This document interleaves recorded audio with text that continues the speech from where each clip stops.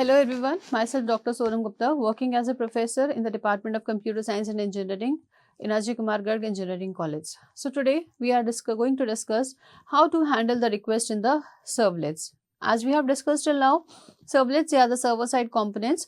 They are capable of handling the request from the client, but we will see how those requests are being handled in those servlets.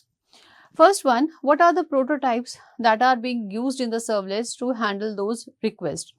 So we are having two prototypes for that, do get and do post. For if we are using the do get, for the do get we are having HTTP servlet request and the object will be created as request, and HTTP servlet response, because for request response we are having HTTP servlet request and HTTP servlet response. So for the do get we will be calling these requests and we will be throwing two exceptions. First one, it is a servlet exception, and second one, it is a IO exception. Similarly, if you are using the post method, so void do post HTTP servlet request and then HTTP servlet response, and it will be throwing again two exceptions, servlet exception and the IO exception. So these are the two functions, or we can say the two prototypes which are used to handle the request. Now, HTTP servlet request and response, what are these? These are the two interfaces and they have full information about the request and how the request will be handled, how the response will be sent back to the client. Okay. So, whenever we call these do get on the do post, it is called, then the servlet container, it passes the HTTP servlet request and the HTTP servlet response objects.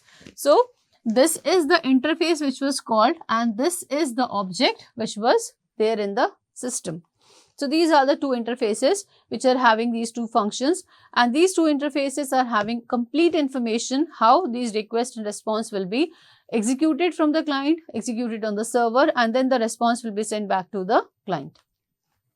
For that, the compiling and invoking for the servlets, what we need to do, we need to set our class path. What is a class path? Class path is the thing where we can directly access to the compiler. To get access to the compiler or to directly get to that particular path, we need to set our class path.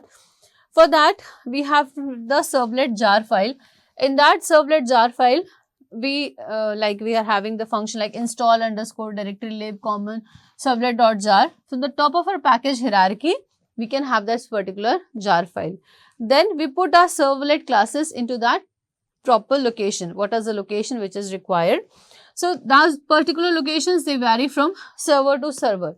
Like if I am using the Tomcat, then it will be installed in the dir web pipes example web inf classes. If I am using the JRUN, so install dir servlets default app. So all this path depends which type of server we are using. From server to server, this path will be different. Then we invoke the servlets. Okay, and then when we will be calling those servlets, since those will be called in the browser itself, so in the browser host servlet, and then we will write the name of the servlet. This is how this particular servlet will be invoked. Then we can custom URL to servlet mapping, like by the help of the web XML, we can customize it at our convenience also. So this is the method of how we can compile the servlet and how we can invoke the servlet. This is a simple servlet template for the request response handling. So, three packages will be required. First one for the input output java io.xrig, then second one for the servlet javax.servlet.xrig, and to the HTTP servlet import javax.servlet.http. From here, what we do, we will be creating a class. So, suppose the name of the class is servlet template. In this servlet template class, we have to extend the HTTP servlet. So, this is what inheritance HTTP servlet, which is a class which can be used. Then public void do get method, as we have discussed in the first slide. HTTP servlet request, this is the interface. For this interface, we will be creating an object. This is the request object. HTTP servlet response, again this is an interface and this response is an object, and it will throw servlet exception and the IO exception. Two types of exceptions will be thrown in it. Then we use request to read incoming HTTP headers, like for the cookies, for any HTML form, for any query data, etc. Then we use response to specify the HTTP response status, like the code, headers, content type and the cookies as well. To write the data, we use out, like print router out response dot get writer. So what will happen here? The response will be sent back to the browser. So this is how this plain text will be shown over here. This is a simple program of how to display hello world using the servlets. Now if I am using hello world for the servlet, so java.io.asterisk, these are the three packages that will be installed anyhow. Import javax.servlet.asterisk, import javax.servlet.http. Then we will be creating a class like hello world. What it will be done? It will extend hello world, HTTP class. Then we will be having the function do get, for example, HTTP servlet request interface, object of this interface. After that, HTTP servlet response interface and the object of this particular interface. Then two types of exceptions will be thrown, that like if servlet is not working or the input output is not working. So the user can come to know that what was the type of the error. So it will be throwing servlet exception and the IO exception. After that, print writer out response dot get writer, and it will be printing out.println hello world. Now by the help of the commands that was shown over here by setting the class path, locations, server, after that compiling the servlet and running the servlet on the local host, like I have written localhost servlet hello world, it will display hello world. So this is how this particular hello world servlet will be done. Servlet, the output of all the servlets will be shown on the web page only. This is a building a basic servlet, like for the servlet that SDK it is in your class path. So here what we have done, again three packages are same. We are having a basic servlet class, basic servlet extending HTTP servlet, same functions like do get. Again we are having HTTP servlet request, its object, HTTP servlet response, its object, throwing both the exceptions, servlet exception as well as the IO exception. Then print writer out response dot get writer out dot println servlet working, which method it is working, it will be displaying over here. Do post function we are also having over here. So text.html response.get header out servlet working method request.get method. So a building basic of the servlet, it is we have to make sure that the servlet SDK it is on a class path. Class path has to be set. Without setting the class path, the servlet will not be compiled. Then we install the basic servlet. How we will install the basic servlet? Like this basic servlet. So we will be adding basic servlet.class on the web server's class path. Then we will be adding the servlet to the web services. After that, we will be running it over here. Localhost, the port number, servlet and the basic servlet. That means the name of the servlet, which was the basic servlet. It will be a servlet working method is equal to get. And when we will be using post, then it will be showing servlet working method is equal to post.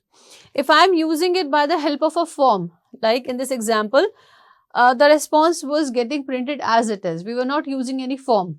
But if I am using any form, so what will happen? I have to again create a HTML form, HTML tag, body tag, then form tag will be there to display the form on the browser.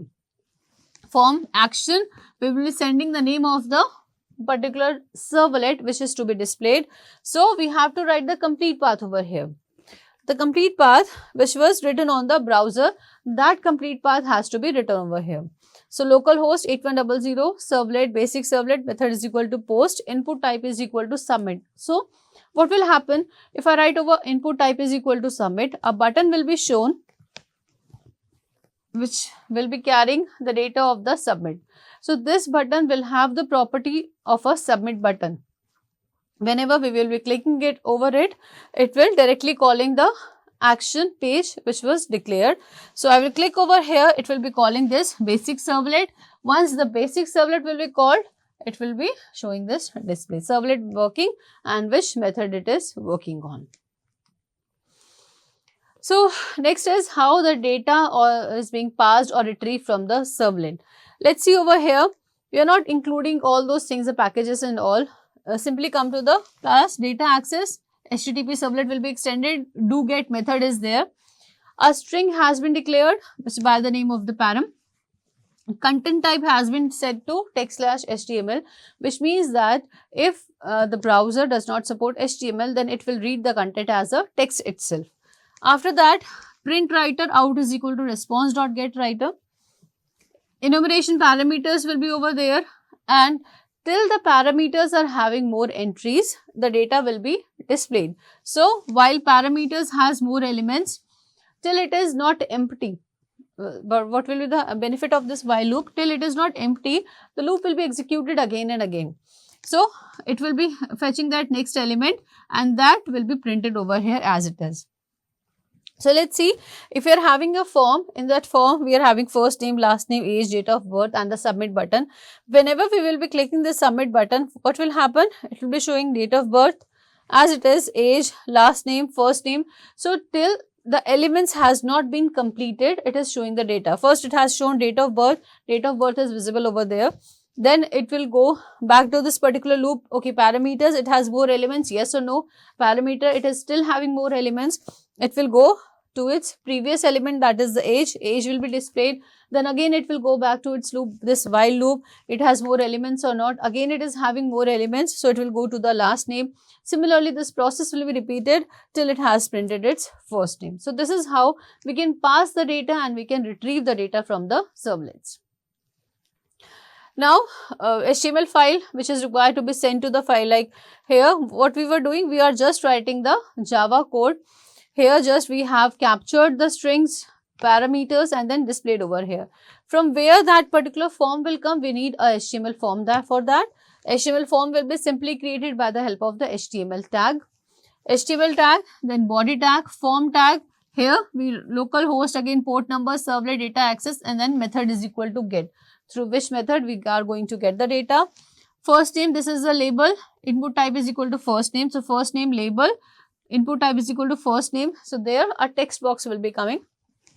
Last name, again a label, last name, again a text box will be there. Age, it is a label, input name is equal to age, a text box will be visible over here. Date of birth, again a label, this will be visible as a text box. And finally, we are having a submit button which is shown over here. So, as soon as we will click on this submit button, data will go to this data access, and from this data access, this particular get function will be called. And here we have already written that which type of method we have to call. We have to call method get. Now, for the server side, what is required to be included? For the server side, we just need to get the servlet name. So, HTML body servlet code, which is the name of the servlet, what it was, data access, and that HTML. So, if I want to include to see the parameters of the servlets, what are the parameters like HDD, RAM, speed, all those things for a particular system, I can easily fetch over here. So, JSP include page, include parameter name, processor, what is its value, speed, that will be visible, parameter name, HDD value, name, RAM, and then its value include, and this body and this HTML tag will be closed. So, these are the things which we can use on the server side. This is the execution of a chained servlet. Like chained servlet means we are sending the request to one servlet, but that servlet is not capable to handle that request. So, it will send the request to another servlet, and from there the servlets keep on getting passing, and the response is getting back from the last servlet which has served its request. So, let us see over here, we are having a web browser, or we can say the client as well. Here the web browser is connected to a network, and through this network it is connected to a web server. From this web server, the request goes to a particular servlet which is the servlet A. From this servlet A, the request is passed to servlet B, from B to C, then from C to D. Now, the final execution of the command of the request has been done at servlet D. So, now what will happen? This servlet D, it will send the final data back to the web server. It will not happen that from this D, the data will go to C, from C to A, B to A. No. What will happen? The data will be passed only from the last servlet which was executed. From the last servlet, it will go back to the web server, and from the web server, the response will be going back to the web browser.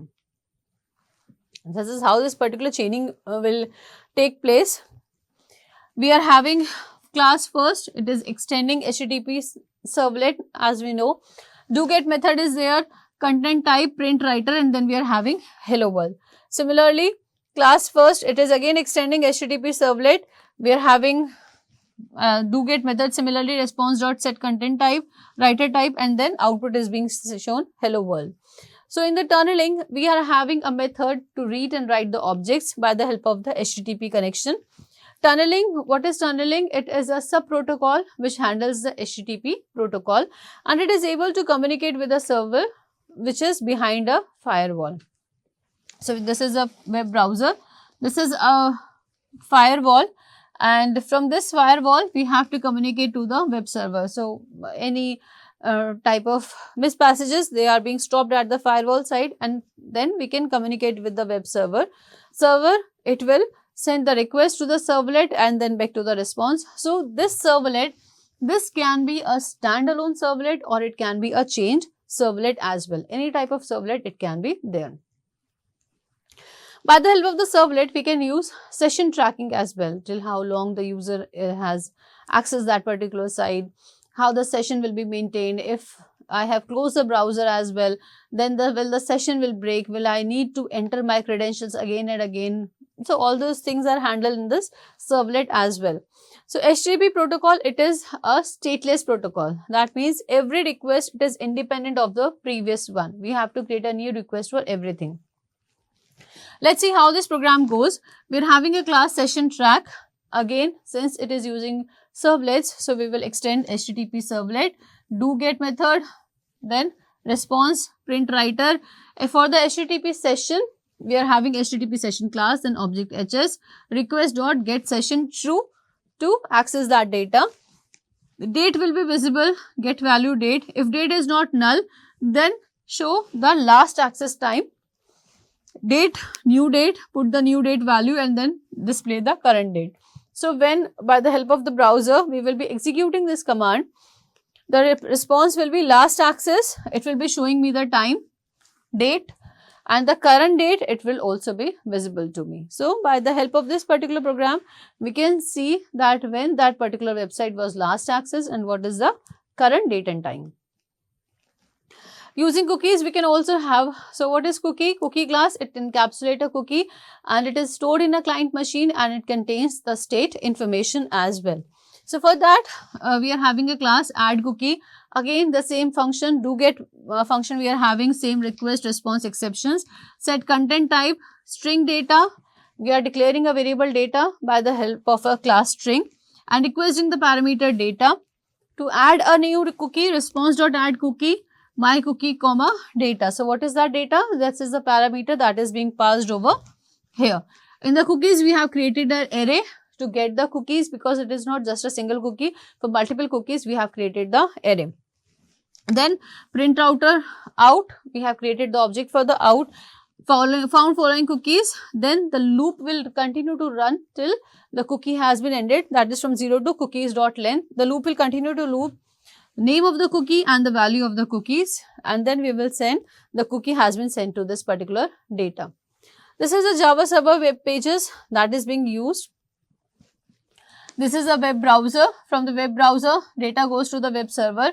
From the web server, we are having various HTML documents are there, and those request response process keeps on going. So this is the static document model. Whereas if I talk about the dynamic content model, in the dynamic content model as well, we are having CGI bin, then HTML files keep on getting. We are not having a single, like here we are having a doc.html. I know the name of the file that is required to be accessed. But what happens in the dynamic content, if I am using CGI script, every time I have to access those CGI folders. For the JSP, every time we have to request for the URL. So we request for the URI. In this web server, we are having a servlet engine.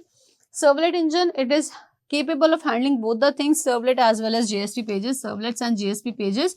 J2EE, that is Java version 2 Enterprise Edition, they handle all the type of the services which are there, and the database is also there from this other services. They keep on capturing the data and the data is being invoked dynamically. JSP development model is there. So this .jsp file, it contains both the things, the HTML file as well as the JSP elements. we are having the Java source code for a servlet program, and we are having a compiled Java class. For what are the components of a Java JSP page? Directives, scriptings, and the actions. What is directive? Directive, it includes three things: pages, include, and taglets. In the attributes, we can have the value, languages which are used in a particular scripts, extends, that means it is using a super class, that is the parent class, import all the packages which are there like java.lang, *, servlet, .jsp, servlet.http, session, true or false session can also be there. Then if I am using again buffer, auto flash, is thread safe, info, is the page is in error, we can access the page or not, error page, content type. So these are the various attributes which are there in the JSP, and through which we can easily make a server page. Include directive, like we are having hash include or import. Similarly in JSP we are having the include directive. Taglet directives, they are used to include any URIs which are there. Comments, as we all know, these are the comments. If I have to write exclamation ... so this is the generated HTML comment. Expressions, they are written by the help of the equal to signatures. Scriptlets are there. Scriptlets, they are the simple statements which can be written as it is, like for loop, double, anything which is there that can be written by the help of this first tag sign. Now the servlets, if I see as a whole, the servlets, they are efficient, portable, and they are widely accepted in industry as well. Regardless of the deployment service, they run a free server on your desktop for the development. What we need to do, we need to set the class path, servlet for the jar file, top of the package hierarchy, then we have to put the class files in the proper location, and then we have to use a proper URL so that the servlet can be run. This is a simple procedure. If we follow this procedure, the servlet can be run easily from anywhere. It is more portable, more compact, and it is more secure where we can use it.